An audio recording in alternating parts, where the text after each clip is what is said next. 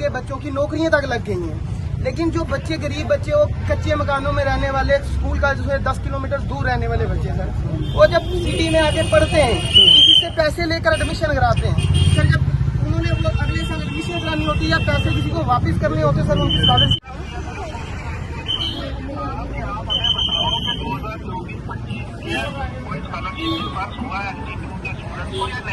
हाँ जी, वो वाली अभी क्लैरिफिकेशन उन्होंने दी नहीं है।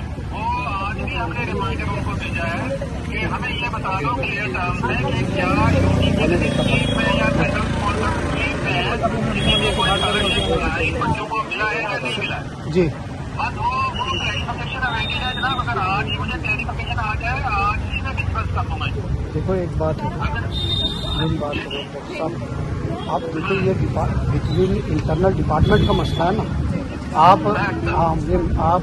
एक अगर सेक्रेटरी को फोन पे ही पूछ लो कि भाई मैंने वो चिट्ठी लिखी है, आप इसका सुनो। मैंने बात की मेरी उन्होंने कहा कि फाइनल सबमिशन है, जो ही अप्रूवल आ जाएगा हम जनाब आपको चिट्ठी अप्रूवल किसने देना है, किसने देना है अप्रूवल जाता है ये सेक्रेटरी के पास और उसके बाद के पास जाता है। चलो ठीक है, मैं मैडम से भी बात करता हूँ, मैं उनसे भी बात कर लेता हूँ तो ठीक है। लेकिन ये एक बात है, सुनो एक बात है, ये जितने भी स्टूडेंट्स हैं जैसे ही सोशल वेलफेयर से अप्रूवल आता है तो इस विद इन नो टाइम, क्योंकि इन्होंने कहीं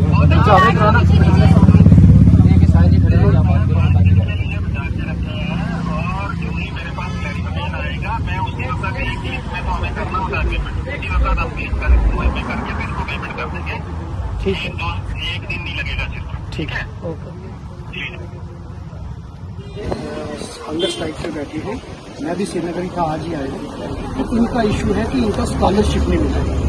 अब ट्राइबल डिपार्टमेंट ने सोशल वेलफेयर डिपार्टमेंट को लिखा है कि आप हमें एनओसी दे दो कि इन बच्चों ने सोशल, क्योंकि पहले एसटी मिलने से पहले पहाड़ी जो स्टूडेंट थे इनको सोशल वेलफेयर से स्कॉलरशिप मिलती है।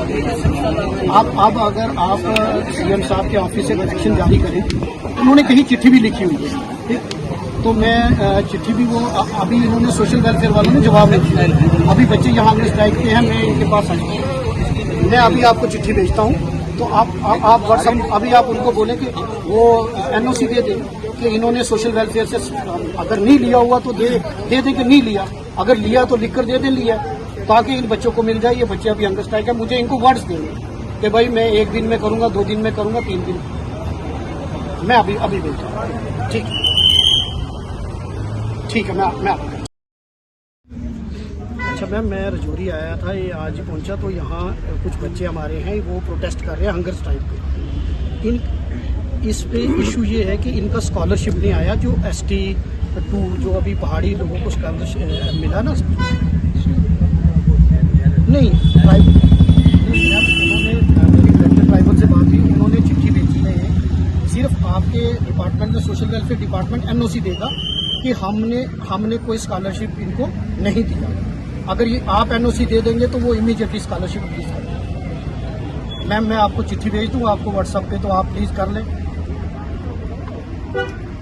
नहीं, प्रॉपर चैनल चली गई है, वो चली गई है, लेकिन सिर्फ मैं आपको अनऑफिशियली भेज देता हूँ। ठीक है मैम, मैं इनको कितने दिन का टाइम दूँ मैम? नहीं मैम, केस ये है मैम, पहले सोशल वेलफेयर डिपार्टमेंट उनको स्कॉलरशिप देता था, फिर जब इनको आप ट्राइबल देता, सिर्फ आपके डिपार्टमेंट पर ने ये लिख कर देना है कि हमने इनको 2024-25 में स्कॉलरशिप नहीं दिया। अगर दिया है तो लिख कर देना दिया, नहीं दिया तो लिख कर देना नहीं। ठीक है ना? ठीक है। देखिए, ये हमारे बच्चे काफ़ी देर से स्ट्रगल कर रहे थे, इनका ST2 का स्कॉलरशिप यहाँ नहीं मिला और ये इनका जेन्युइन हक है। और मुझे खुशी हुई, मुझे अपना वो वक्त याद आ गया क्योंकि मैं भी स्टूडेंट पॉलिटिक्स से निकल कर आया हूँ। आज मैं अपनी बच्चियों को देखकर, बहनों को देखकर, अपने भाइयों को देख करके वो जज्बा और जोश कि इन्होंने अपने हक की आवाज़ उठाई। और मैं श्रीनगर था, हमारी हाउस कमेटी की मीटिंग थी, मैं आज ही यहाँ पहुँचा, तो जैसे मुझे पता चला तो मैं अपने बच्चों के पास, अपने भाइयों के पास यहाँ आया। इनका बड़ा जेन्युइन कंसर्न था।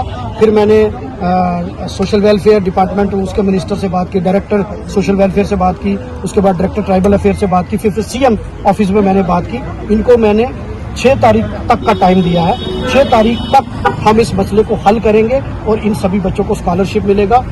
इनको तकलीफ हुई इसके लिए मैं माजरत चाहता हूँ। इन बच्चों के साथ हमेशा हम खड़े हैं और ये बच्चे हमारा फ्यूचर हैं और मैं इनको मुबारकबाद भी देता हूँ कि इन्होंने जिस जदोजहद के साथ यहाँ अपने हक की आवाज़ बात उठाई। मैं हमेशा इनके साथ खड़ा हूँ।